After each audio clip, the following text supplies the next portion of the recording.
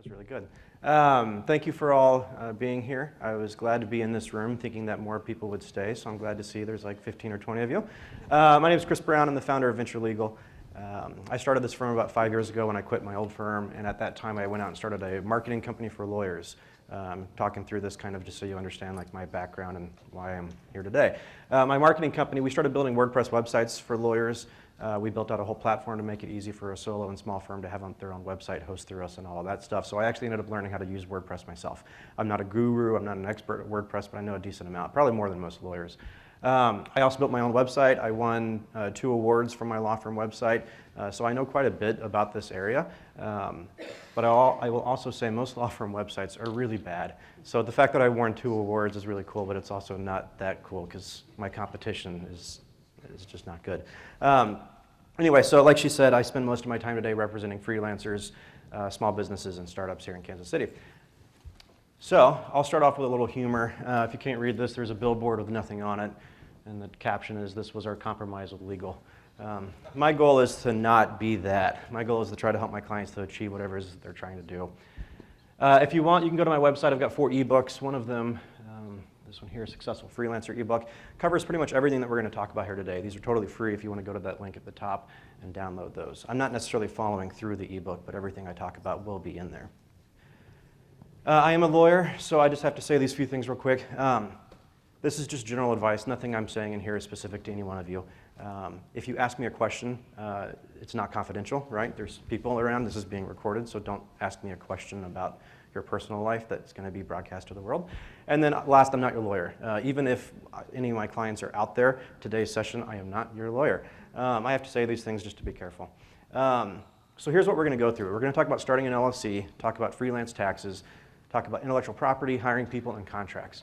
In the middle of the presentation, if you have questions, shoot them out. I found that it works best if we have a conversation, and I've cut as much as I can out of this presentation to allow for as much Q&A time as possible. I really think that's the best way for us to maximize this session. So here we'll start with types of business entities. Let me take a quick poll. How many of you operate without an LLC or without a corporation? It's just you as your own self. Okay, do any of you have LLCs, corporations, or anything formed? How many of you work somewhere full-time and you just do this like moonlighting on the side? Okay, that's helpful to know. So if you just simply go out to the world and say, hey, I'm going to start selling websites, you'll be deemed a sole proprietor if you do nothing else. The biggest downside to being a sole proprietor is you're liable for everything that happens through your business. Now, it's easy. You just simply take money, you build a website. At the end of the year, you report that money on your personal tax return. It's a really easy way of doing business. There's some downsides to being a sole proprietor, though. It's hard to grow your business. You can't add owners. It's hard to sell because you don't necessarily own. You can't sell yourself, for example. And the liability issue is an issue if you have people doing work for you. So for that reason, you can form a partnership. So if 2 people do this together, you'll be deemed a partnership. Again, simple. You don't have to file anything with the state. You just say, hey, we're building websites. Give me your money. At the end of the year, you report your taxes on your partnership return, but the downside is you're liable for everything your partner does. Does anybody in here work with other people? A couple? So if your business partner goes out there, builds a website, commits copyright infringement, they can sue your business, your partner, but also you. And that's a big downside. You don't want to be personally liable for everything that your partner's doing. So for that reason, you can create an LLC or a corporation. An LLC and a corporation provides you limited liability, hence the name of an LLC, limited liability company. So if your business partner goes out there and does something stupid and your business gets sued, your business partner might be liable, your business is probably liable, but you as an individual will not necessarily be liable for what your business partner just did. That LLC protection is really powerful. Now, depending on how you set it up, it could still be as simple as a partnership or a sole proprietorship in terms of money, in terms of the money coming in, going out, and everything. If you set it up wrong, it could be really complicated, but it really doesn't have to be, and we'll get back into that later. So the idea is it's really smart to form an LLC or a corporation, more so a LLC. Honestly, I don't know why any of you would form a corporation for doing web development at the level that you're at. You might, but I really doubt it. So then you might be wondering, well, do I need an LLC, right? Going back just real quick, most of you are going to pick between sole proprietor here on one side or LLC on the other. So you might be wondering, do I need an LLC? I get this question all the time. Maybe, maybe not. right? If you're just doing this moonlighting, I saw like, I don't know, 5 or 10 of you said you just do this in your spare time. If you're doing like 5 websites a year and it's just you and you're not going to grow it, it's just kind of a side business to make some extra cash, maybe not. Honestly, it may not be worth it to form an LLC. If you want to grow your business, if you want to take on larger clients, if you want to add owners to your business, if you have anyone doing work for you, whether it's a partner, vendor, intern, whatever, if any of those things are true, it probably makes sense to form an LLC. It's not hard, it's really cheap, it's quick. Once it's up and running, it's usually pretty easy to keep going, so it's really not hard to do it, and I highly recommend you do it if you're doing any of those things I just mentioned. In terms of how do you actually form it, I'll say the best thing you can do is hire a lawyer. I'm not trying to sell myself here, but really the best thing you can do is go sit down with a lawyer for an hour, form the company, get a good understanding of what you need to do to keep that company alive and to keep it healthy. If you don't want to use a lawyer, that's fine too. There's online services, there's LegalZoom, there's other options out there. They're not as good, but they're probably better than doing it on your own. If you do want to just do it on your own, you can go to the Secretary of State website in both Missouri and Kansas, fill out the form. It's a really, really easy form. You answer like 5 questions. You pay $160 in Kansas, or you pay $50 in Missouri, and you click submit, and you have an LLC. It's that simple. But the downside of doing it yourself is you'll inevitably leave out certain forms that actually give you the protection of the limited liability. So if you form it yourself, it may not be as effective as if you worked with a lawyer. In Missouri, you don't have to file anything every year. Once your LLC is active, it's active. In Kansas, you do have to file an annual report every year, and they charge 20 bucks for that. It's, again, really easy. I don't do this for my clients usually. They just do it for themselves because it's so simple. You go to the website, type in some info, pay your 20 bucks, click submit. If you don't do that, if you forget to file your annual report, they will eventually shut your LLC down, and it's really hard to get it back up again. You usually just have to start completely over. So in Kansas, don't forget to file that form. Last thing on this, do we have any S-Corps? And if you don't want to answer, that's fine, but do we have any S-Corps here? Oh, several, okay. So, and if you want to form an S-Corp is actually not a business entity. An S-Corp is just a tax classification. You can be an LLC taxed as an S-Corp. What that means is you're choosing to be taxed under a second section of the IRS code that allows you to pay yourself a salary from which taxes come out, like employment taxes like Medicare and so on. But then you can distribute additional money to yourself as profits, and when you distribute profits, that's not subject to those taxes. So you can actually save money on your tax return. The downside, well, actually there's a bunch of downsides, I won't go through all of them, I'll just say the downside mainly is that if you don't make the right numbers, so if you're doing this like in your spare time and you make 10 grand a year, it's probably not worth filing an S-Corp. You'll actually end up losing money at the end of the year. You really only want to do this if you meet certain thresholds of making more than what the IRS calls a reasonable salary, and that's all over the place. If you think that your business is taking off, you're making more than what you might pay yourself in salary, go talk to an accountant, make sure the numbers make sense, and make sure they make sense for the next few years, because once you make this election, it's really hard to get out of. You can get out, but there's negative tax issues if you do. So just be really cautious on that. Okay, any questions on LLCs, corporations, forming a business? Yeah.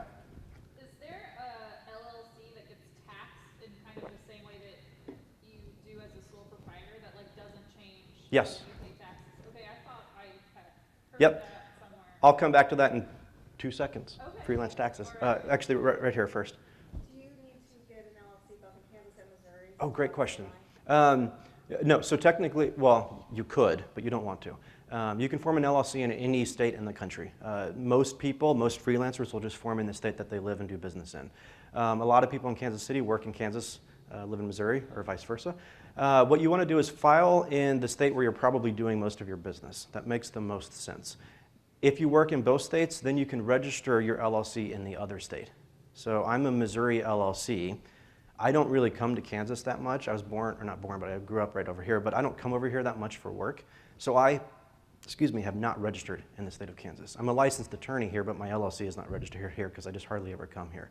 If you bounce back and forth all the time, it would make sense to register in the opposite state. The process is more or less the same. Go to the Secretary of State website, fill out a form, say, hey, you're doing business here, you pay the fee. It's pretty simple. Yeah? So, I have an S-Corp, and I live in Kansas City, Missouri, filed in Missouri. Yep. Do I need to file for the local, as a local Kansas City, Missouri business for the local tax? For the earnings tax? Yes. Yeah, he's asking about the 1% earnings tax in Kansas City, Missouri. If you live or work in the boundaries of KCMO, you have to pay 1% of your salary to the city government. And if you don't, they'll eventually catch up to you, and they're kind of a pain to deal with. If you use an accountant, I would have your accountant manage that for you. If you don't, I would highly recommend you use Gusto or some other payroll provider on the internet, because they can help manage that for you. Gusto is awesome. And there's on my website there, if you navigate to the free resources and then you go to the resource guide, there's a link to Gusto. It's my referral link. And I'll be honest, I get $100 if you use it, but here's what's awesome, so do you. So if you want to use Gusto, I'd highly recommend that. I can't say enough about Gusto. They've made my life so easy. Gusto is just a payroll provider, so it's kind of like Paychecks, which some of you may have seen before. Yeah? If you're doing business nationally, do you just register your LLC in your home state, or do you need to do it? Yeah. I'm guessing most of you are web developers in some format, so you probably just, a California bakery might say, hey, we want you to build our website. Is that kind of what you're getting at? Each state has different rules about what it means to do business in their state, so I can't comment on every state. I can tell you what my general philosophy is, which this is not legal advice. This is just kind of how I attack it. If you build a couple websites in California, don't register there. It's just not worth it. The state might say, hey, you built a website here, you need to register here. And maybe they're right, but it's just not worth it in my mind for the amount of work you're doing. If your entire client base is in California, you just happen to live here, maybe, it might make sense. But I'll tell you, some states are way more complicated than others. At one point, I remember Illinois was charging like $500 to register. And it's just kind of like, it's kind of stupid to pay that much money if you only do one website there. You know, that gets hard and complicated. So, okay, freelance taxes, getting back to your question. There are basically two ways that business entities get taxed. You're either a pass-through business entity or you're a double tax entity. Pass-through is sole proprietors, which is what you're talking about back there, partnerships, and S-corps. What that means is that, and so my company is an S-corp. I used to be a sole proprietorship, but I'll just use me as an example. In both of those scenarios, let's just say I bring in 100 grand, just throwing random numbers out there. If I bring in 100 grand and I spend, say, $20,000 on expenses, so I have 80 grand left over at the end of the year.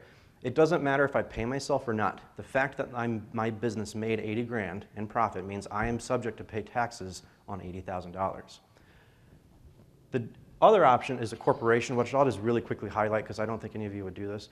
You could choose to be taxed as a corporation. What that means is if a corporation brings in 100 grand, you spend 20 grand, you have 80 grand left over, the corporation itself will pay income tax on that 80 grand. Let's just say that that's $20,000 in taxes. So then you have 60 grand left over. Then you're taxed on the $60,000 at a personal level, hence the double tax. You would really never do this as a freelancer.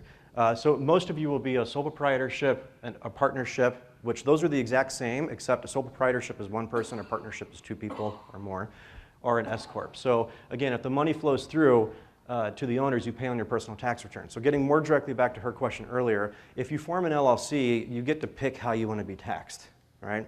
The default for a single member LLC is sole proprietorship. So a single member LLC is taxed exactly like a sole proprietorship. The only difference is you have an LLC there to protect you for liability purposes.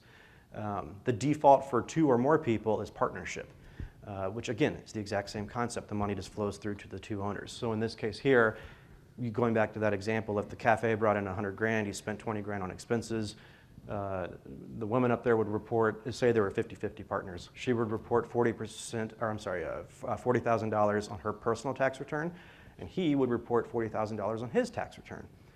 Let's say that she's a single female, not married, so her tax return is just her, right? That's it. So she pays, say, 20% on $40,000. But let's say that he's married to a millionaire wife, right? And they bring in just tons of money every year, so their tax rate's 40%. Well, he'd be paying 40% of the $40,000. So it's not exactly equitable from a company standpoint because the owners pay different tax rates, but it's equitable on the individual standpoint.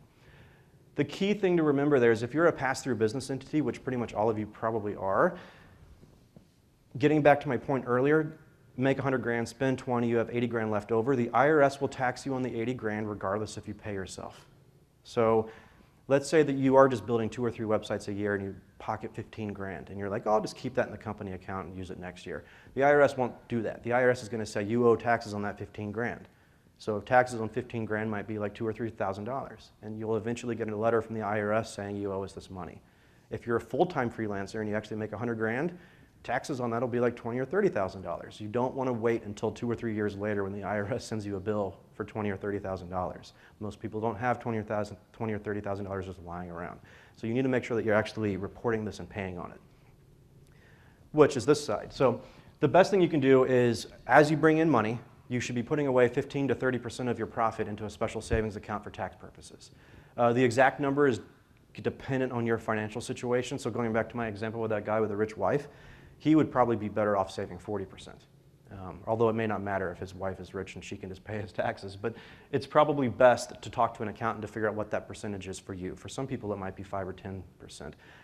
Anyway, take that money, put it in a special savings account. Don't touch it, just leave it there for taxes. Once every quarter, you'll take some of that money out and send it to the IRS and the Department of Revenue of whichever state you're working in, so probably Missouri or Kansas. If you don't make those estimated payments, they'll eventually penalize you for that. The penalty is fairly low. It's, I think, 1% of what you owed, so it's not significant, but still usually better to just pay the estimated payments. And then at the end of the year, if you're a pass-through entity, you'll attach a Schedule C to your tax return that says this is how much money I made and how much money I owe the IRS, or sometimes how much money I should get back if you overpaid. If you're in a partnership, it'll be a Schedule K1. If you're in an S Corp, I think it's also a K1. Might be a K1S maybe. Yeah. All right, so I pay the estimated taxes quarterly, about $500 every quarter, and it's automated through the IRS, ACH. Okay. Will the IRS readjust that every year? And will that amount go up or down? Or They will not. They will not tell you what to pay. The IRS just takes your money. They'll never tell you anything. The best thing you can do is talk to an accountant to figure out what the right amount is. There's a few different formulas you can use, and I'm not an expert on this because I'm not an accountant, but you can like look back at previous years to figure out how much you paid those years and estimate this year, or you can look forward to see what you think you're going to make and pay based on that. I forget the percentage I follow, but I try to pay just slightly under what I think I'm going to owe, so that come tax time, maybe I'll owe a few $100, but hopefully I don't owe like $10,000. But anyway, the best way to figure that out is to talk to an accountant. Yeah. I was going to say, sometimes if your accountant prepares your taxes, they might suggest you a budget figure for the upcoming year based on what you...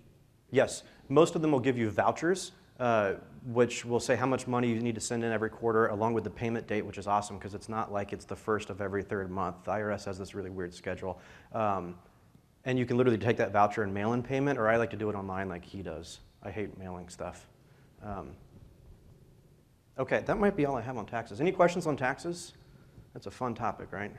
Yeah, just maybe your opinion, like on when you're starting to do expenses. So in your scenario, you made $100,000 and you've got 20,000 expenses. So that's 80,000. Are there other things when you talk about expenses? Are there things that you do expense out of your business S corp that regularly you would pay yourself, like you would do if you work for a company? So, like for example, Oh, yeah. gas. Like, what are some of those things? Yeah, you could write off anything. Ultimately, his question is, what can you write off, kind of? You can pretty much write off anything that's related to your business. So you can do gas, however, you don't actually do the gas bill. You do like a 53 cents per mile driven or something. I don't do that because I don't drive enough for work to justify it, so I don't really care to track it.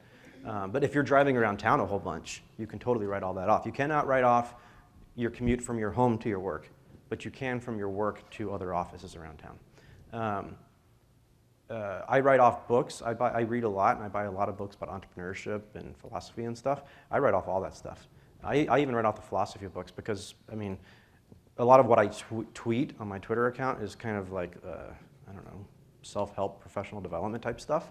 And that's the message I'm broadcasting to my client base, startups, freelancers, and so on. So I write off all that stuff. Write off all my paper, which I don't buy paper. I don't know why I said that.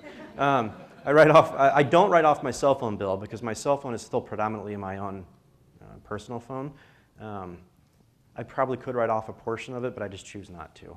I'm trying to think of what else I write off. All like my WordPress fees, my Stripe fees, my bank fees, hosting, MailChimp. I write off all that stuff. What about like your car? No, so you can only write off certain kinds of cars if they're like a work truck, I think. This is getting a little bit outside of my zone of experience, but only certain kind of cars. Most people, like what you're doing, you're only going to be able to write off the miles that you're driving. And there's an IRS formula, I think it's 53, it might be 56 cents. 58, well, it's going up, so 58 cents per mile driven. Yeah. I thought there's some type of percentage when you have a home office. Oh. What's the average percentage? I don't know how you calculate the percentage. Do you have the answer to that? Yes, I work with my accountant on that a lot, because I work from home a lot of time. And so basically you give your accountant the square footage of your entire house, the square footage of your home office, and then you can write off everything associated with your house bills, and they'll calculate it into the home office percentage of your overall home. So Just all utilities, everything. Yeah, and be cautious though. To be a home office, it has to meet certain criterias. I think it has to have a door. It has to be used exclusively for that purpose. You gotta be careful with it. Yeah, and kind of to both of your points, one of my biggest fears is being audited, not because I do anything wrong, but because I don't have the time to deal with that. Like that would destroy my business life. So I take actually less than I'm even entitled to. Like my cell phone, don't even bother. Mileage, don't bother. Charitable contributions, don't bother. Because the benefit to me from a financial perspective is just not great enough, and I don't want to raise any more red flags than I already do. I have like 5 LLCs, so I do not want to be audited. So yeah, all the way in the back. Yeah. If I have an online business, what would be some examples of write-offs? Your hosting fees for your website, if you buy any plugins for your website, MailChimp, pretty much all your digital subscriptions that you have. Yeah, right here. Oh, I was just gonna add on, Oh. so there's a standard deduction, I think it's $5 a square foot for your office, if you don't wanna figure out, like, I do my own taxes. Oh. I don't figure out the electric bill for that portion of the house. Yeah. I just figure out the square footage, I believe it's $5 a square foot, they multiply it out, there's your deduction for that. I've never heard that, okay. And also, you can't write off charitable contributions as a business. No, but you can on an individual level, and if you're doing it, if you're a pass-through entity, I think you can. But I don't exactly know. I'm not an accountant. I have an accountant that does all this for me. Yeah, I've asked all these questions a million times, trying to figure out Yeah. how to write off everything possible. Yeah. One last question on this topic, and then we'll move on, but I'll be around afterwards to talk as well. Okay, actually, this is more for. Oh, okay. So I'll just, maybe we'll talk afterwards. It's more about like, do you lease out your home? Okay. Intellectual property. This is probably one of the biggest topics for all of you because what you're doing is creating things. I'm going to work backwards actually from the bottom to the top on this because copyrights are the #1 thing for you. Patents protect primarily inventions. Most of you are probably not inventing things. There are some abilities to patent software, like algorithms and stuff, but it's really complicated. I really doubt any of you are getting into that. Trade secrets protect confidential information. There are trade secret laws in every state, or I think most states at least, and there's also a federal trade secret law that will protect your confidential information. However, the best thing you can do for your confidential info as well as your client's confidential info is just to sign a non-disclosure agreement. If any of you work with any company of any size, they will probably ask you to sign a non-disclosure agreement. If you're also giving them confidential information from you, you should have them sign one as well. So maybe you're doing a marketing strategy and you want to protect the layout and how you go about that process. If it's confidential, you should have them sign a non-disclosure agreement. You don't have to do it separate. It could just be tucked into your client agreement. But the key point is to make sure you have some paragraph somewhere dealing with confidential info. Trademarks would be next. Trademarks protect your branding elements, your name, slogans, logos. You can even protect smells. You can protect colors. I think UPS owns Brown in connection to delivery services. You can also protect sounds, like the lion roaring on the MGM whatever movie. They own that. So if you make a movie and you put a lion roaring at the beginning, you could get sued for trademark infringement. You don't have to file anything with anyone to get trademark protection. As soon as you start using a name in commerce, you own that name. You cannot own a descriptive name. So Venture Legal, for example, I can own that as a whole, but I can't stop another lawyer from using the word legal. If I could, they wouldn't be able to describe their service. Although you don't have to register it, the best thing you can do is file for a federal trademark with the USPTO. That's the United States Patent and Trademark Office.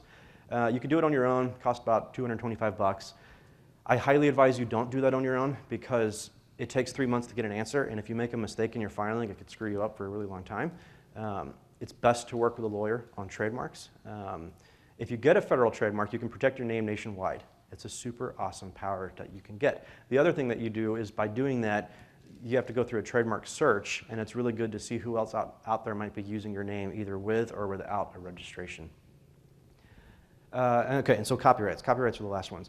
A copyright will protect creative works. So your websites, your website layouts. It may not protect, like a 3-column layout. I'm looking back here at this Twitter feed. It's got tweets on the left with a sidebar of, I'm guessing, users. I can't see that well. That layout is probably not original enough to be protected under the Copyright Act. It has to be somewhat unique and original, whatever it is that you're creating. If you're creating ebooks, if you're creating blog posts, all of that is copyrightable. Now, you can file copyrights on your own. You don't really need a lawyer for this one because it's a lot easier and it's also a lot cheaper. I think it's $35 on the Copyright Office website. The beauty is you don't actually have to file, though. Just like trademarks, you get rights as soon as you create something in a tangible medium. So as soon as I click save on my, probably as soon as I click publish on my blog post, I own that blog post.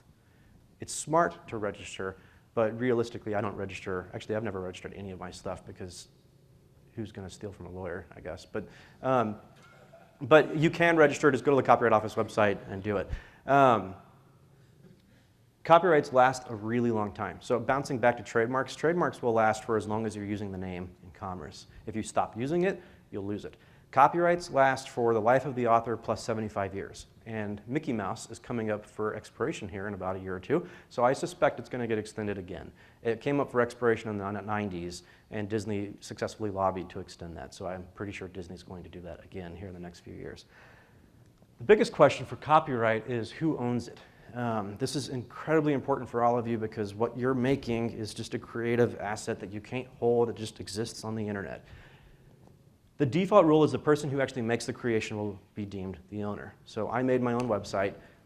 As soon as I hit publish, I own it. My old law firm, I was pretty instrumental in the development of their website. As soon as I hit publish for my old law firm's website, they owned it because I was their employee. Right? And there's a big distinction there. As soon as I become an employee, everything I make within my scope of employment will be owned by my employer. And so that's bullet point 2 in the second chunk there. The other ways that somebody else might own it is if I transferred it to them. So if I were to sell my website to one of you, right, I would take out a piece of paper and say, I hereby transfer my copyright and my website to you. You pay me $10. It's pretty easy to kind of understand that. The third way is one of the most important ones and also one of the ones that gets messed up the most. It's what happens when an independent contractor creates a website, or anything for that matter. Most of you, actually probably all of you, are independent contractors with respect to your clients, right? The beauty of this is you own everything you're creating unless you sell it to your client in some format. So if your client agreement, or if you don't even have a client agreement, if your client agreement doesn't say anything about IP, you own it, which is awesome for you. So if your client doesn't pay you, not only can you sue them for breach of contract, you can sue them for copyright infringement if they actually use it. But most of your clients are smart enough, they're going to want to own whatever it is that you're making. So most of the time your client agreement should say something like, the client hereby owns everything that's created under this contract. You could also call it a work made for hire if you want to. A lot of lawyers will probably disagree with me on this point, but I'd say that that's largely irrelevant. Really what the contract needs to say is, I hereby assign everything I make under this contract to my client. The thing you want to think about and be cautious about, though, is don't assign something to your client that you use for all of your clients. Right? So my website development company that I owned for a while, we used the same basic templates and themes for all of our clients. It was kind of the streamlined process that we were doing. So we made sure that our contract said that you own everything that we uniquely create specifically for you, which is mainly just content, but we retained rights to the themes, to the layouts, the designs, colors, all that stuff. That way we could resell it to all of our other clients. The other thing I'd mention is if your contract says that they own everything that you create, make sure it says this paragraph is subject to you paying us. So if you don't pay us, we own it. Again, that way you've got two claims that you can bring against them, breach of contract and copyright infringement. Having a claim for copyright infringement is so much better than a claim for breach of contract. You can get much more damages, you can get injunctions, you can get all kinds of cool stuff. I had a client one time get in a dispute with the government, a federal government agency. They didn't pay my client, and the contract, strangely, didn't address IP. And so when the government failed to pay my client and launched the website, we sent them a cease and desist for copyright infringement. And this went up like 4 chains of lawyers at the government because they all disagreed with me until it finally hit a government lawyer that knew IP law. And when they realized what had happened, they took it all down immediately. And then paid my client, and then I think they put it back up. That claim is really powerful. Okay, that's intellectual property. Questions on that? Yeah.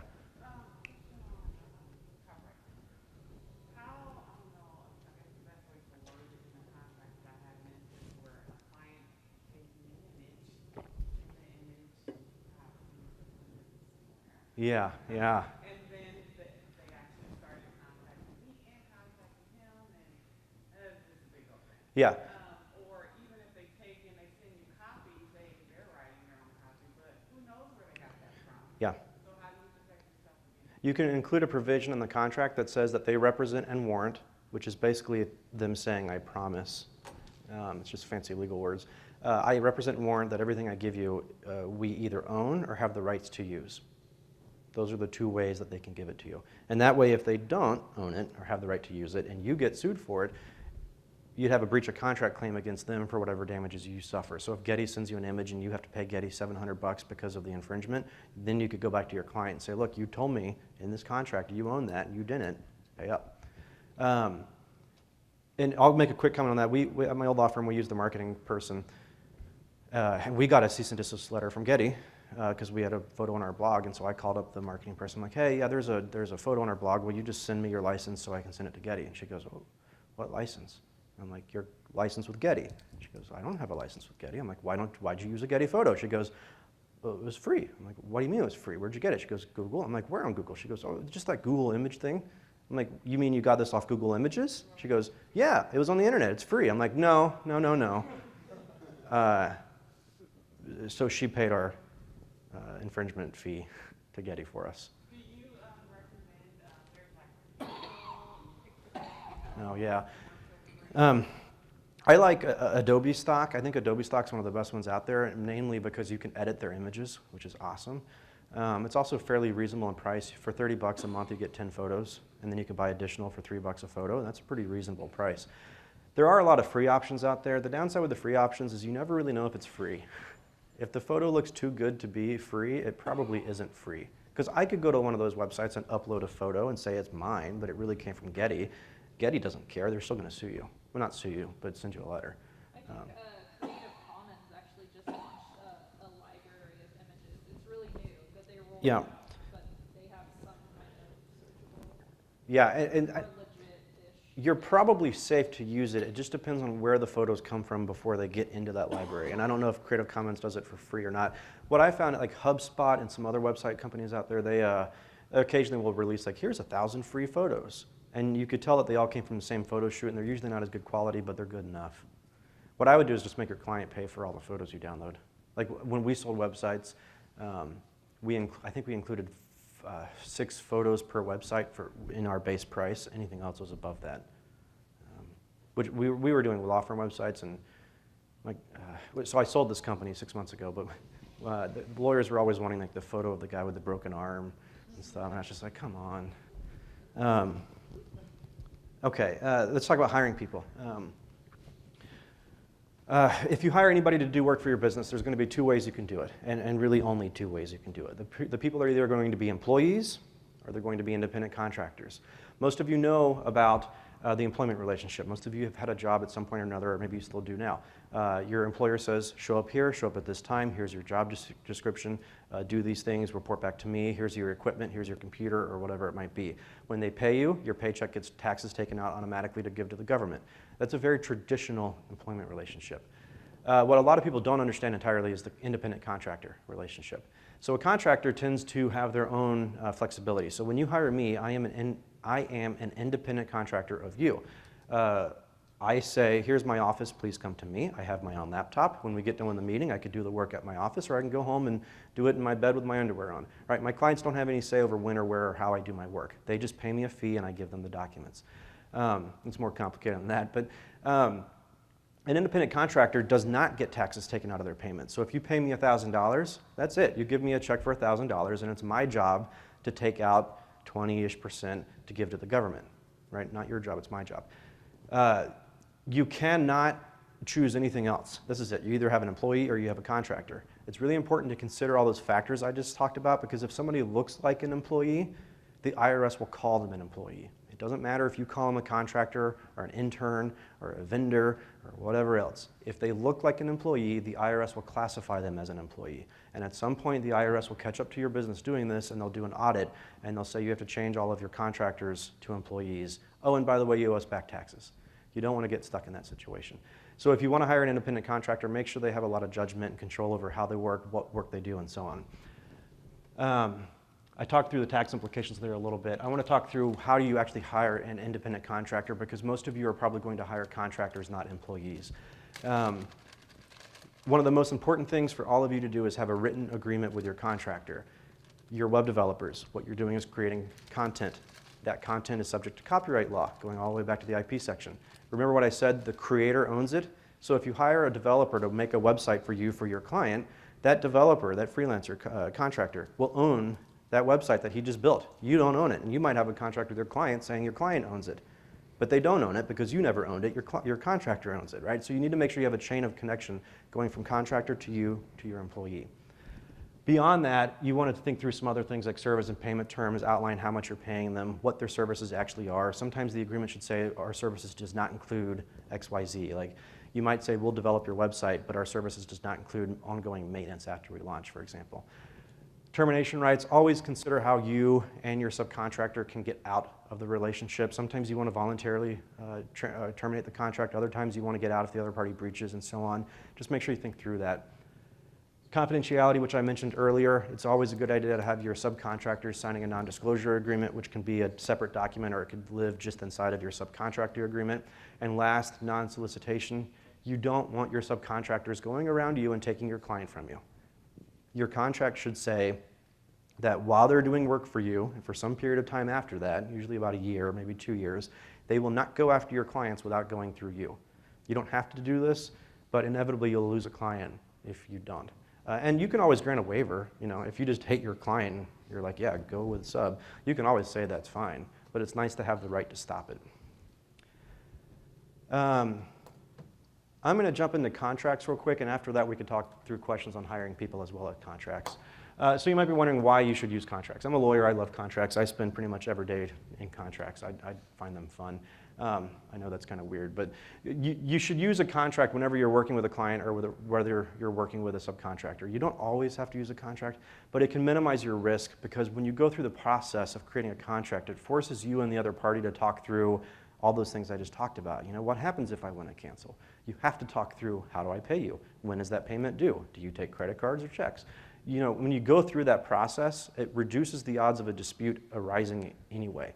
So it really helps you a lot. For that reason, since there's less likelihood of a dispute arising, you're probably going to have a better relationship with your client long term. I mean, I'll admit that process is not always fun. You don't want to start off a fun relationship talking about all the ways it could go wrong, but it really does help you in the long run. You can also allocate risk. So I talked about representations and warranties and so on. You can basically do things to allocate risk to one part or the other so that if a dispute arises or if somebody else from the outside comes in and interferes, you know who's liable for what. And then the last thing is you can improve your dispute resolution. So if you have policies in there about what happens when a dispute arises, it makes it easier when you're arguing, because if a dispute comes up, that means you're arguing. It makes it easier just to look back at the contract and say, hey, look, I know we have a disagreement here. This is what we agreed to 6 months ago when we started this relationship. Let's just go through this process and be done with it. Maybe you can save the relationship, maybe you can't, but it makes it a little bit easier. In terms of what is a contract, there's only 3 requirements to make a legally binding contract. First is an offer. So I offer to you to build your website. You say, sure thing, I'll charge $5,000. And or no, yeah, you're going to charge me for me to make your website. That's totally wrong. I say, I'll make you a website, and you say, I'll pay you $5,000, right? And you say, great. Both parties say, okay. You've had offer and acceptance.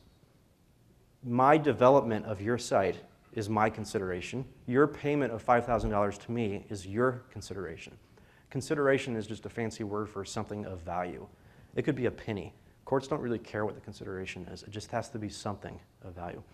Once you do those 3 things, you have a contract. Note that I did not say anything about a written contract. It doesn't have to be in writing. Most contracts can be oral. There are exceptions to this, like high dollar value contracts, long-term contracts, marriage prenup agreements have to be in writing, wills and trusts have to be in writing. But for most of what you're doing, it doesn't have to be in writing. With that said, you really should not do a contract orally because it's hard to prove what the contract terms are. So in that exact same exchange right there, maybe it takes me 9 months to build your website and you were thinking it was 1 month. Well, you could sue me for breach of contract, but did we ever agree on a contract term? Maybe we were drunk at a bar and talking about it and I'm like, oh, I could do that in 3 weeks, no problem. There's no way to prove it. So at a minimum, if you do an oral agreement, send an email to the other party, when you get back to your office or something and say, hey, just FYI, this is what we agreed to. Can you respond and say yes? That way you have some documentation of what the deal terms actually are. This is probably the smartest way for you to do contracts as a freelancer. If you want to work with the same client multiple times, you can use the MSA SOW format. MSA stands for Master Service Agreement. SOW stands for Statement of Work or Scope of Work. And this is just an example. So you might go to a client and the client says, well, I want you to do my whole marketing strategy, remake my website, and then do SEO. And that might be an 18-month process, right? So you might spend 6 months on a marketing strategy. So you would do the master agreement that would have the legal terms, confidentiality, IP, insurance, things like that. And then you would do statements of work that contain the payment and service obligations. So statement of work number 1 could be, I'm going to make your marketing strategy, and it could be a 3-month statement of work, and that outlines what you're doing and what they're paying you. Near the end of that, you might do statement of work number 2 that talks about the website development. It says, here's the website you're going to get, here's how long it takes, and here's how much you're going to pay me. And then when the website's done, you might do statement of work number 3 to do SEO work ongoing after the fact.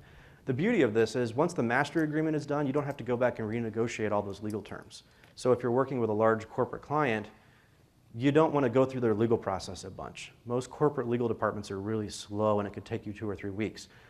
So the master agreement might take you 2 or 3 weeks, but each SOW might only take you like 24 hours. It's a much faster way to do it. Yeah?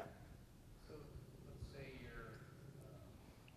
the SAL number 1 is pretty general in scope. Can you just do a broad disclaimer as part of the master service agreement to cover anything that's misrepresented in the SAL? Is that something that you would recommend? What do you mean by misrepresented? So, like for example, if there's we'll deliver a website, let's say, and you say it might take 3 months, but you didn't deliver on everything that they assumed that you would deliver on, and say, oh, well, that's not wasn't in the SAL. But is there anything that can cover you in the master service agreement ahead of time for any disputes like that? Yeah, so what I do in my master agreements usually is I include, just as an example, default payment terms. And it says, unless the parties agree otherwise in the SOW, here's how the payment works. And I usually just say monthly with net 30, because it's a blanket easy way to do it. But most SOWs would actually contain payment terms, but it's there in case they forget to put it in. Okay, on my website I have an ebook about reviewing or using contracts. In there is this big checklist about how do you actually review a contract, because more often than not your clients will probably send you their contract, and it's important for you to read it, understand it, and make sure that it actually meets your needs. I'm not going to go through all of this, by the way, but it's in that ebook. Last thing, I'm just going to make a plug for my other business because I'm up here and I have the microphone so I can. I have this business called Contract Canvas. We launched it a couple years ago. It's taking us absolutely forever to get it live, and I'm waiting for an email I think I'm going to get today that's saying the last bug is fixed and we're going to roll out into beta, which is awesome. The idea is you go to the website, it's for freelancers. Web developers are a perfect type of client for this. You go to the website, type in some information. We create what I call a human contract. It's designed for humans, not lawyers. It's easy to read. It has icons. You sign the contract digitally through our platform. Oh, actually, you send it to your client. They review it in the platform. They sign it in the platform. It comes back to you. You sign it in the platform, and it gets saved into the platform.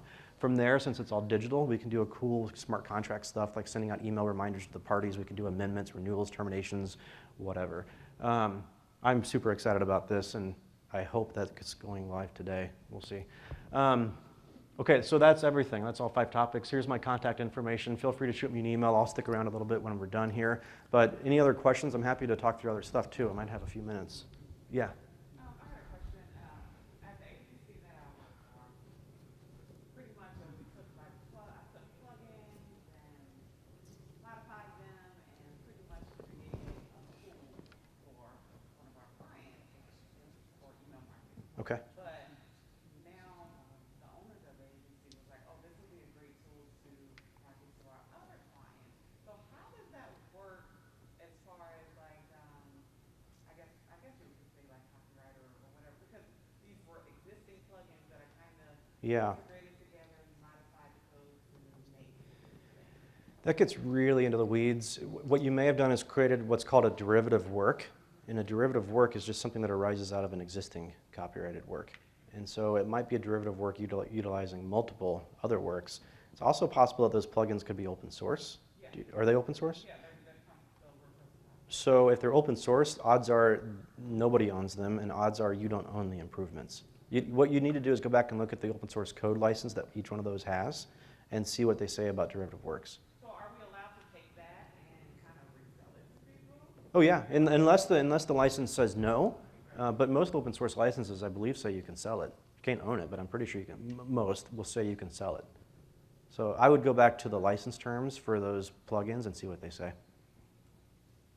Yeah, all the way in the back. I use VAs, virtual assistants, to do some little bit of coding and extra stuff. So in America, we have the 1099s and a threshold of $600. On the VAs, some of my Philippine VAs, there is a threshold as well, and I can never find what that threshold is. That I have to send them. It's a totally different type of form. Yeah. Like a 1099. I was wondering if you might happen to know what that threshold is. I don't. When it comes to paying people outside of the country, I generally don't know what your tax obligations are. I don't even know if you have to report it internally, because they're doing the work there, so they really shouldn't be subject to IRS law. So they might be subject to some other law in their country, but I don't know. You'd have to talk to an accountant. Sorry. Yeah. So we have a blog and we use the name, but it's not really associated with our company name that we registered. But there's a party in another state that has actually started the process of trying to trademark Okay. the name. Yeah.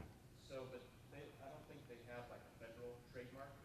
So if we started this blog a couple of years ago, and they said that they started that process a couple of years ago, but we're actually have property now online. Yeah.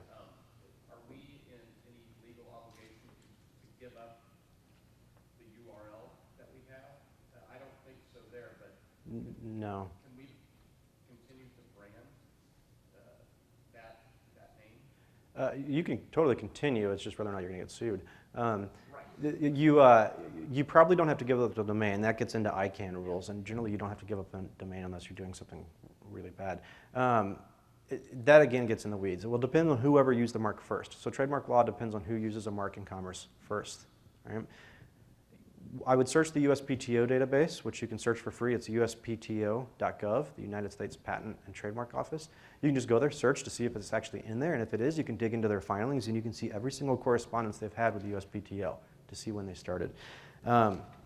Here's the practical scenario. If say you started using it 2 years ago, they came along and started using it 18 months ago, but they filed for an application. If they actually get their registration, you have a practical problem because you were using it first, but they have a registration on the books. To cancel or fight their registration takes a lot of money and time and effort. So it's just a practical issue. If they have not registered, I would jump in and register right now, especially if you used it before they did. So. Register with the federal. Federal, yeah.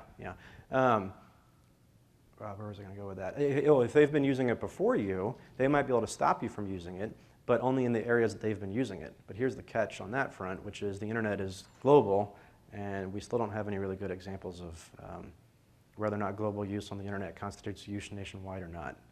That's a really fact-specific scenario. You'll want to talk to a lawyer, if it's worth the money to see how that should play out. Anything else? Yeah. Oh, thank you. All right, thank you all for being here. I'll hang out up here if anybody wants to chat. Thank you.